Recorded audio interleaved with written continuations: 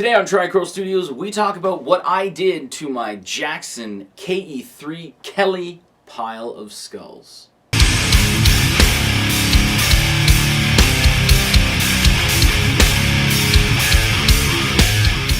So here is the Jackson Kelly KE3 because it's Japanese, the KE2 is American, pile of skulls. So this one, from dating it with the serial number, is the original run of the pile of skulls, rather than the reissue, which I don't really remember what year that was, but I want to guess that it's 2006. Correct me if I'm wrong down in the comments, for anyone that may actually watch this video. So yeah, this is the original run of it. Funny story, when I bought this off of a guy who did not like the artwork, and did some light sanding on the finish, and then proceeded to paint it matte black. So when I purchased it, there was actually like a little bit of finish of the artwork that was showing right here, or it was actually right here. And I thought to myself, you know what, I'm going to try and restore it, see if I can find the artwork in it. So what I did was I used the number 000 extra fine steel wool and some Goo Gone. I don't know why I used Goo Gone, but I used the Goo Gone and kind of worked my way around and revealed the original artwork. Then I used a little bit of oil and the extra fine wool and tried to get a sheen or a shine, and this is what I got. It's a little bit of a matte finish on it, but it's fine.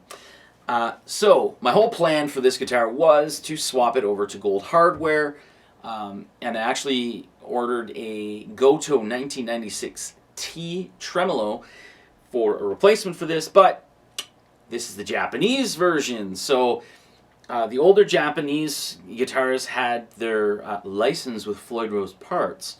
Their tremolo systems were actually made by Schaller, the same company that makes Floyd Rose stuff today, and they may also make the Schaller Lockmeister. So this thing is friggin' rock solid. There is no reason at all to replace this, so I won't replace it. I'm going to keep it as it is. So you can kind of see that I have gold hardware on here, so I've got gold pickups, gold knobs, and stuff like that. I'm just going to keep it as it is, so it's going to be black and gold. I think it works out fine. Next thing I did was install the EMG Marty Friedman, the MF passive pickups in here, and I did the solderless system. So the toggle switch that's here is actually an EMG solderless toggle switch that you have to pay extra for. This was one that originally came DOA, and I let them know, and they sent me out one right away. They're really good about things.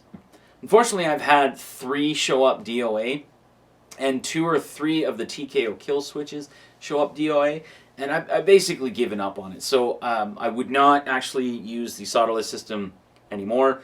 I would actually just use the existing toggle switch. You just strip the wires and plug it into the little red and black box thing that you get from EMG, and you screw it in. It's very easy to do. The next thing that I did here was the fact that this only came with one control on it, so it had a potentiometer for volume. I wanted to actually have the option of having a tone control, so I drilled out a hole and I put in one of the potentiometers from EMG, so I have a tone control on here. It's only good to have options. I'll be the first one to say that, you know what, I don't really use it. Sometimes when I'm playing leads, like on these type of guitars, but when I'm playing leads with this, sometimes I do roll back the tone control, so it's better to have it than not have it, kind of deal. And the last thing that I ended up doing to this guitar was actually right before I made this video. The neck on it, which is a bolt-on neck, was starting to show its age and was a little gunky. So what I did was, I don't go crazy like Kevin on this channel, but I just use like 150 grit sandpaper, and I go up and down on it so it's nice and even. And then I use some of the extra fine wool and some lemon oil, and I just kind of work it in there. So now it is nice and smooth and has a little bit of a shine to it. Nifty. Anyway, let's go ahead and take a listen to this through the VHT Pittbull Ultra Lead, which I love that amp. So I'm going to get a little happy. I won't smile on camera though, damn it. But we'll listen to this guitar and get a few angles with it as well.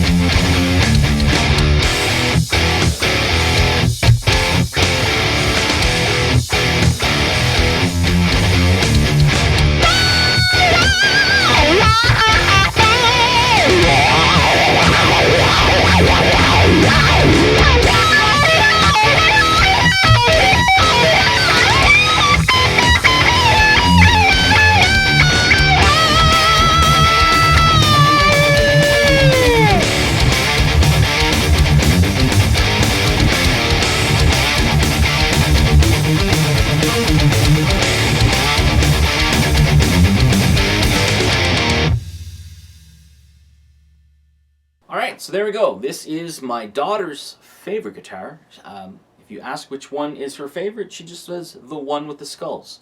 And she's not talking about the Kirk Hammett, the KH602 that I have. She just absolutely loves this. It stands out. Anyway, hopefully that kind of helps you out. If you're looking to maybe get the Marty Friedman set, if you're looking for a little more information on the solderless toggle switch system, it could just be that I have a run of really bad luck. And again, EMG was very, very, very helpful with it and sent out a replacement immediately.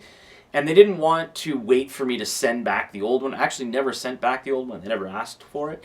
But a lot of companies, if something shows up DOA, they'll be like, oh, I'm sorry to hear that. And then you'll have to send it back so they can test it, and then they send out a new one.